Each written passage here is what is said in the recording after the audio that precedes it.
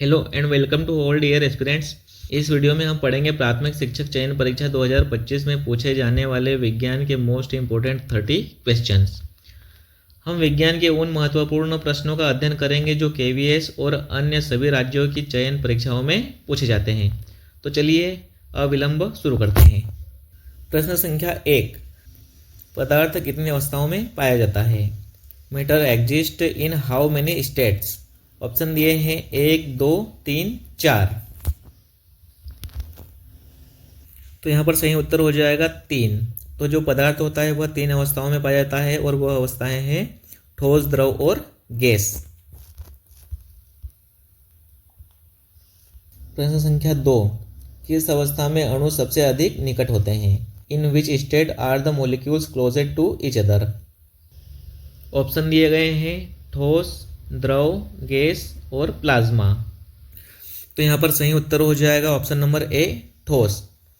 ठोस अवस्था में अणु सबसे अधिक निकट होते हैं, इसलिए ठोस का आकार एवं आयतन दोनों निश्चित होते हैं। द्रव के अणु कुछ दूरी पर होते हैं और वहीं गैसों के अणु बहुत दूर होते हैं। ठोस के अणु काफ़ी पास पास बिल्कुल चिपके हुए होते हैं, वहीं द्रव के अणु कुछ दूरी पर होते हैं और गैस के अणु बहुत दूर होते हैं।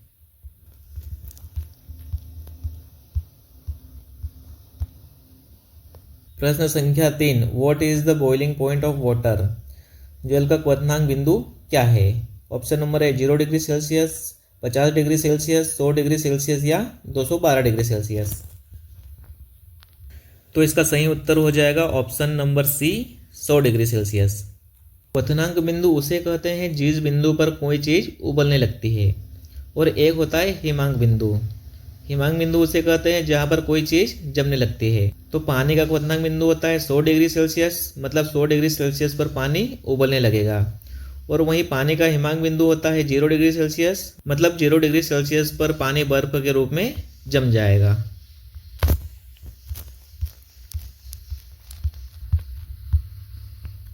प्रश्न संख्या 4, इनमें से शुद्ध पदार्थ कौन सा है?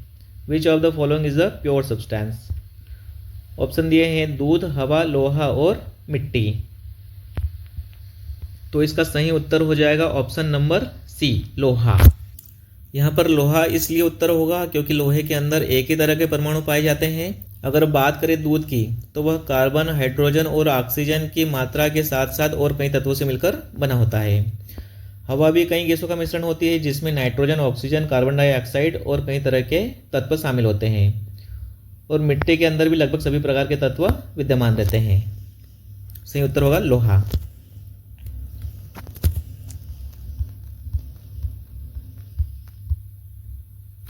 प्रश्न संख्या 5, कोशिका की खोज किसने की थी? Who discovered the cell? Option में दिए गए हैं Robert Brown, Leeuwenhoek, Robert Hooke और डार्विन। तो इसका सही उत्तर हो जाएगा रॉबर्ट हुक। सर्वप्रथम कोशिका की खोज रॉबर्ट हुक के द्वारा की गई थी। उन्होंने इसको कॉर्क की छाल के अंदर देखा था, लेकिन उन्होंने जो कोशिका खोजी थी वह एक मृत कोशिका थी, एक डेड सेल थी। जीवित कोशिका को सबसे पहले एंटोनी वैन ल्यूवेनहॉक ने एक बैक्टीरिया के अंदर खोजी थी। प्रश्न संख्या 6, रक्त में ऑक्सीजन को कौन वहन करता है? विच component of blood carries oxygen? श्वेत रक्त कोशिका, लाल रक्त कोशिका, प्लाज्मा या प्लेटलेट? तो इसका सही उत्तर हो जाएगा लाल रक्त कोशिका, आरबीसी, रेड ब्लड सेल्स। हमारे पूरे शरीर में ऑक्सीजन रक्त में उपस्थित आरबीसी के माध्यम से ही पहुंचती है। डब्ल्यूबीसी का काम होता है जो भी इन्फेक्शन करने वाले जीव हमारे शरीर के अंदर आते हैं, जैसे विषाणु, जीवाणु, कवक, उन सबको मारना। डब्ल्यूबीसी उन इन्फेक्शन करने वाले जीवों को खत्म कर देती है। और प्लेटलेट्स का काम होता है हमारे शरीर में रक्त का थक्का जमाना। जब भी हमें कभी चोट लगती है तो रक्त बहने लगता है और कुछ देर बाद वह रक्त बहना बंद हो जाता है। तो इस क्रिया को कहते हैं थक्का जमना, और यही थक्का हमारे शरीर में प्लेटलेट्स होने के कारण जमता है।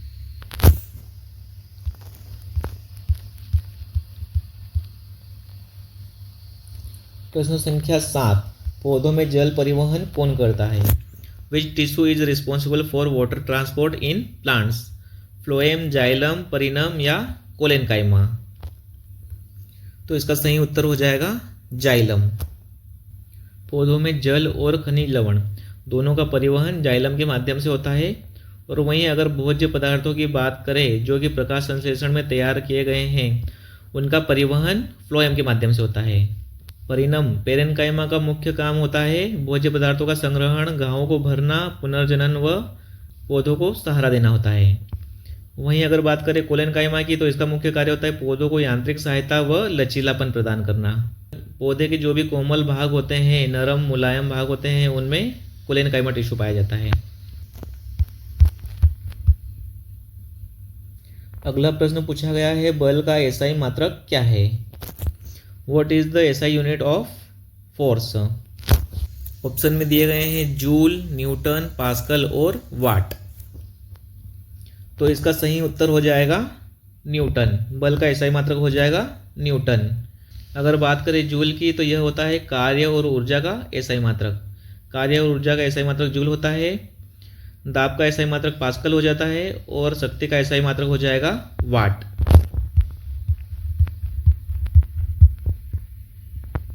प्रश्न संख्या 9, पादपों की श्वसन क्रिया कहाँ होती है? Where does respiration occur in plants? Option दिए गए हैं केवल पत्तियों में, केवल जड़ों में, सभी कोशिकाओं में या केवल तनों में। तो इसका सही उत्तर हो जाएगा सभी कोशिकाओं में। पौधों के इन सभी भागों, पत्तियों, जड़ों और तनों में जीवित कोशिकाएं पाई जाती है और हर एक वह कोशिका जो जीवित होती है वह श्वसन करती है। इसलिए पौधों के इन सभी भागों में श्वसन क्रिया होती है। प्रश्न संख्या 10, प्रकाश के अपवर्तन कोण में क्या बदलता है? Which angle changes during refraction? Option दिए हैं परावर्तन कोण, आपतन कोण, अपवर्तन कोण या फिर दोनों, ए और सी। तो इसका सही उत्तर हो जाएगा ऑप्शन नंबर सी, अपवर्तन कोण, एंगल ऑफ रिफ्रैक्शन। पहले समझते हैं प्रकाश का अपवर्तन क्या होता है। तो यह कोई सतह है जहाँ पर प्रकाश की किरण आती है और वह उसी दिशा में न जाकर वहाँ से कुछ थोड़ी सी झुक जाती है, तो इसको कहते हैं प्रकाश का अपवर्तन। वास्तव में जाना चाहिए था प्रकाश की किरण को इस दिशा में, लेकिन इस दिशा में न जाकर वह इस दिशा में कुछ झुक जाती है। तो प्रकाश के अपवर्तन में जो बदलता है वह इसका अपवर्तन कोण। प्रकाश के अपवर्तन में किसी भी तरीके का परावर्तन नहीं होता है, तो इसलिए यहाँ पर परावर्तन कोण नहीं बनता और आपतन कोण इसमें हमेशा फिक्स रहता है।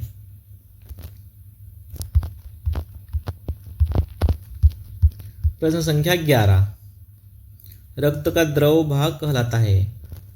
What is the fluid part of blood called? Option दिए गए हैं प्लेटलेट, प्लाज्मा, आरबीसी या फिर डब्ल्यूबीसी। तो इसका सही उत्तर हो जाएगा प्लाज्मा। तो रक्त का जो द्रव भाग होता है वह हो जाएगा प्लाज्मा। आरबीसी हमारे शरीर में ऑक्सीजन कैरी करती है, डब्ल्यूबीसी हमारे शरीर में आए रोग कारकों को खत्म करने का काम करता है और प्लेटलेट्स हमारे शरीर में थक्का जमाने का काम करती है। प्रश्न संख्या 12, ध्वनि किस माध्यम में सबसे तेज चलती है? In which medium does sound travel the fastest? Option दिए हैं गैस, द्रव, ठोस और निर्वात, जिसको वैक्यूम भी बोलते हैं। तो इसका सही उत्तर हो जाएगा ऑप्शन नंबर सी, ठोस। ध्वनि का मतलब आवाज से है, तो जो हमारी ध्वनि है वह ठोस माध्यम में सबसे तेज होती है, उसके बाद द्रव में थोड़ी कम हो जाती है और फिर गैस में उससे भी कम हो जाती है और निर्वात में यह बिल्कुल शून्य हो जाती है और कोई भी आवाज़ सुनाई नहीं देती है। अंतरिक्ष में भी निर्वात ही होता है और जब कोई मनुष्य कभी अंतरिक्ष में जाता है तो वहाँ उसे किसी भी प्रकार की आवाज़ सुनाई नहीं देती है। प्रश्न संख्या 13, गतिक ऊर्जा किस पर निर्भर करती है? Kinetic energy depends on. Option में दिए हुए द्रव्यमान, वेग, द्रव्यमान और वेग दोनों, केवल दूरी। प्रश्न में पूछा गया है गतिक ऊर्जा, तो यह पता करने के लिए हमें गतिक ऊर्जा का सूत्र याद होना चाहिए।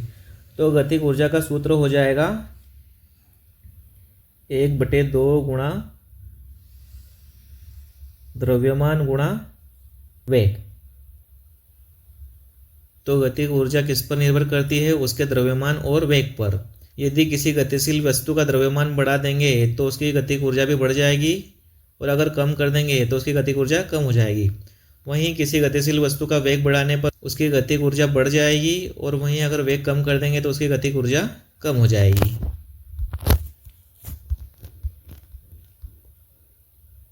प्रश्न संख्या 14, प्रकाश की किरण का माध्यम बदलते ही क्या होगा?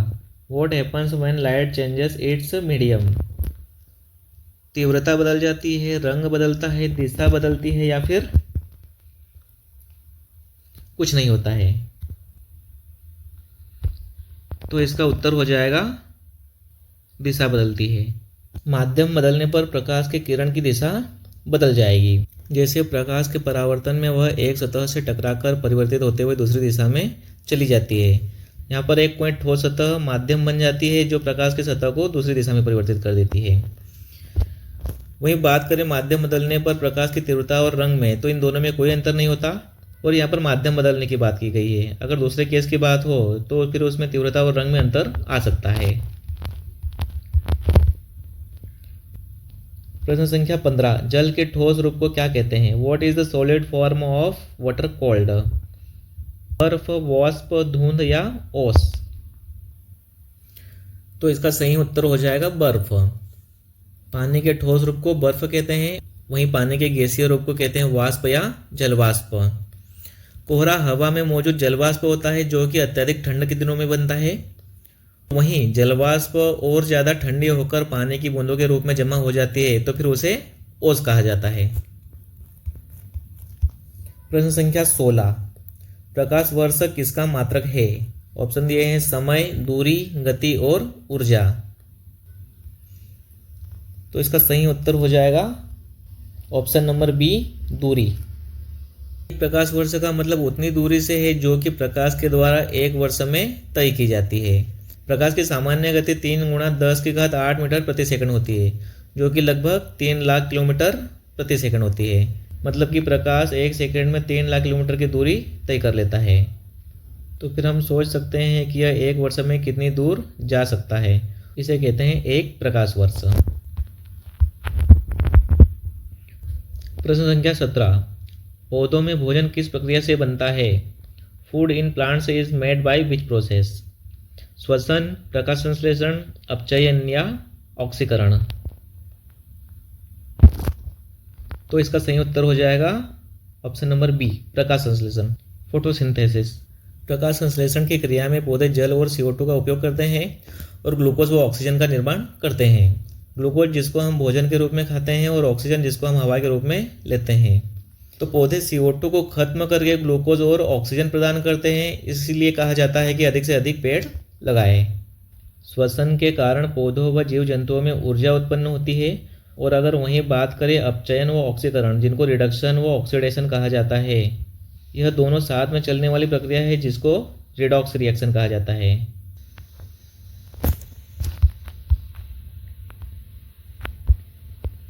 प्रश्न संख्या 18, दांतों की सड़न किसके कारण होती है? Tooth decay is caused due to? Option में दिए हुए हैं अम्ल, क्षार, लवण और तेल। तो इसका सही उत्तर हो जाएगा ऑप्शन नंबर ए, अम्ल, एसिड। जब कभी भोजन का कोई कण हमारे दांतों के बीच फंसा रह जाता है तो वह सड़ने लगता है और दांतों के बीच में अम्लता उत्पन्न करता है, जिससे दांतों में भी सड़न लग जाती है। इसलिए हम जो टूथपेस्ट का इस्तेमाल करते हैं उसमें पहले से ही क्षार मिला हुआ होता है, जो कि दांतों के बीच उपस्थित अम्ल से क्रिया करके उसे उदासीन कर देता है और इससे हमारे दांत साफ हो जाते हैं।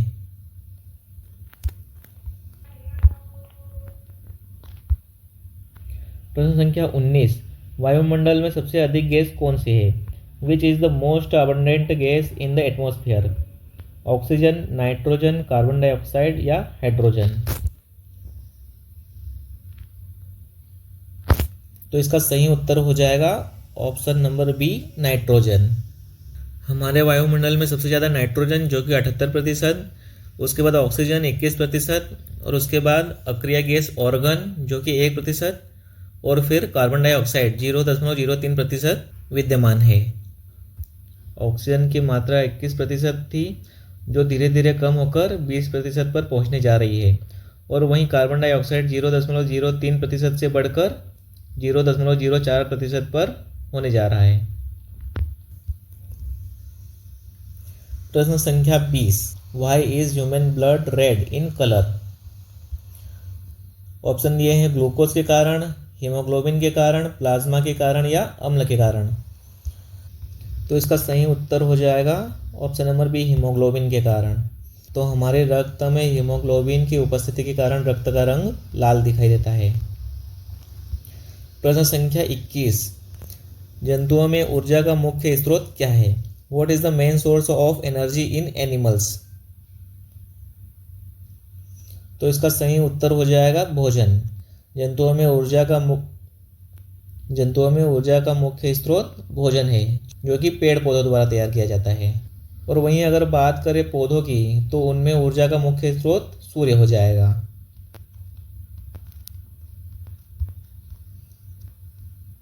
प्रश्न संख्या 22, दाब का एसआई मात्रक क्या है?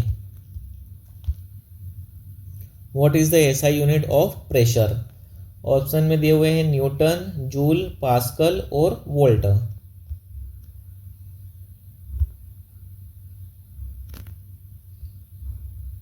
तो इसका सही उत्तर हो जाएगा ऑप्शन नंबर सी, पास्कल। दाब का एसआई मात्रक पास्कल हो जाएगा।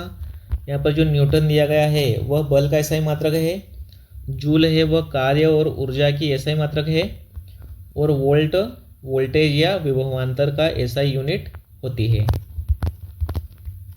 प्रश्न संख्या 23, विद्युत धारा को मापने वाला यंत्र है। Instrument used to measure electric current is. Option दिए हैं वोल्ट मीटर, अमीटर, गैल्वेनोमीटर या थर्मामीटर। तो इसका सही उत्तर हो जाएगा ऑप्शन नंबर बी, अमीटर। विद्युत धारा को मापने वाला यंत्र अमीटर हो जाएगा। वोल्ट मीटर का प्रयोग विभवांतर को मापने के लिए किया जाता है। गैल्वेनोमीटर का प्रयोग विद्युत परिपथ में छोटी मात्रा वाले विद्युत करंट का पता लगाने के लिए किया जाता है। और जो दिया हुआ है थर्मामीटर, तो थर्मामीटर से तापमान मापा जाता है। प्रश्न संख्या 24, पृथ्वी पर जीवन के लिए कौन सी गैस आवश्यक है? ऑप्शन है हाइड्रोजन, नाइट्रोजन, ऑक्सीजन और chlorine. Which gas is necessary for life on earth? तो इसका सही उत्तर हो जाएगा option number C, oxygen. Oxygen का रासायनिक संकेत होता है O2 और ऑक्सीजन का परमाणु संख्या हो जाएगी 8 और परमाणु भार हो जाएगा 16। वहीं बात करें हाइड्रोजन की, तो हाइड्रोजन का रासायनिक संकेत होता है H+, उसकी परमाणु संख्या 1 और परमाणु भार भी 1 हो जाएगा। बात करें नाइट्रोजन की, तो नाइट्रोजन की परमाणु संख्या 7 और परमाणु भार 15। क्लोरीन के लिए परमाणु संख्या 17 और परमाणु भार 35 हो जाएगा।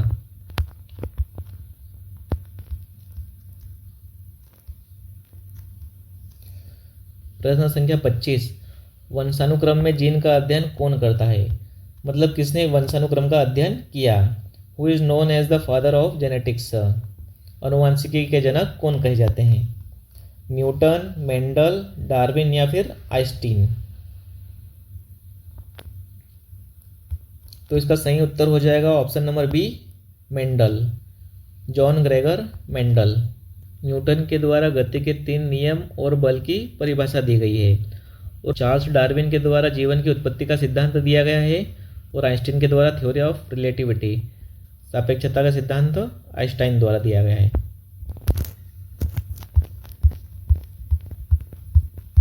प्रश्न संख्या 26, सूर्य की ऊर्जा का स्रोत क्या है? What is the source of the sun's energy? सूर्य के अंदर जो अपार ऊर्जा है वह कहाँ से आती है?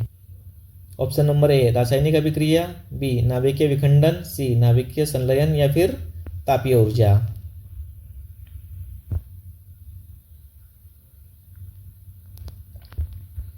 तो इसका सही उत्तर हो जाएगा ऑप्शन नंबर सी, नाभिकीय संलयन, न्यूक्लियर फ्यूजन। नाभिकीय संलयन में हाइड्रोजन के 2 परमाणु मिलकर हीलियम का 1 परमाणु बनाते हैं। इस क्रिया में सूर्य समेत सभी तारों के अंदर अपार ऊर्जा उत्पन्न होती है, और सूर्य के अंदर भी इसी ऊर्जा से प्रकाश व गर्मी उत्पन्न होती है, जो पूरे सौर मंडल तक पहुंचती है। प्रश्न संख्या 27, वाष्पन दर किस पर निर्भर करती है? Rate of evaporation depends on. तो यहाँ बताया गया है वाष्पन दर किस पर निर्भर करती है। ऑप्शन नंबर ए तापमान, हवा की गति, सतह क्षेत्र,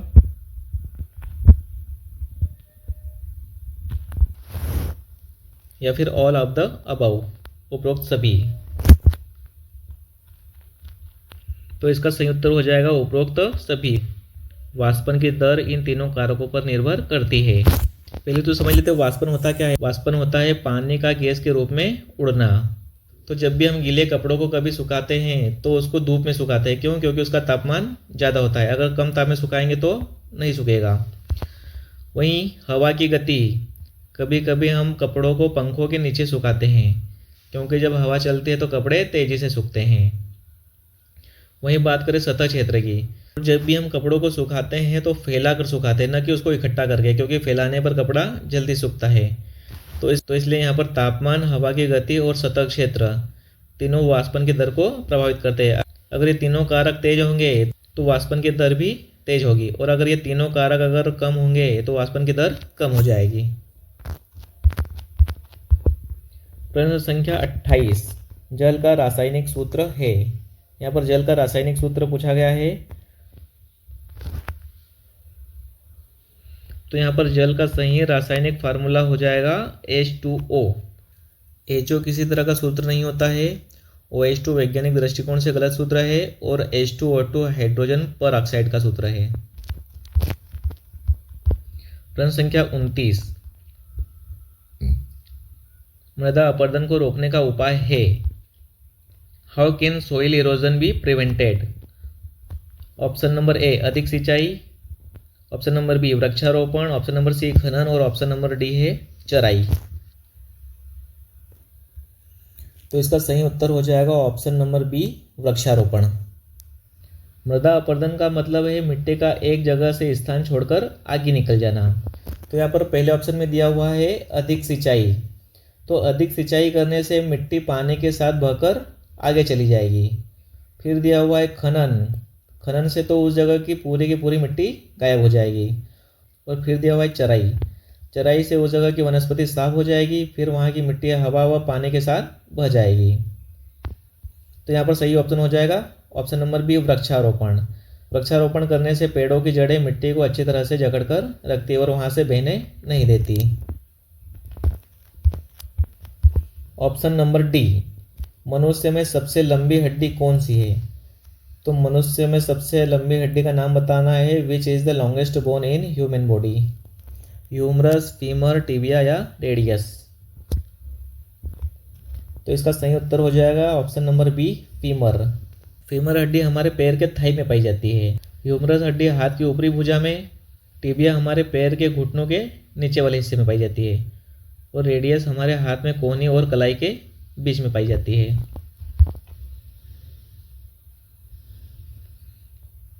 तो इसी के साथ विज्ञान के 30 प्रश्नों का यहाँ पर समाप्त होता है। Thank you.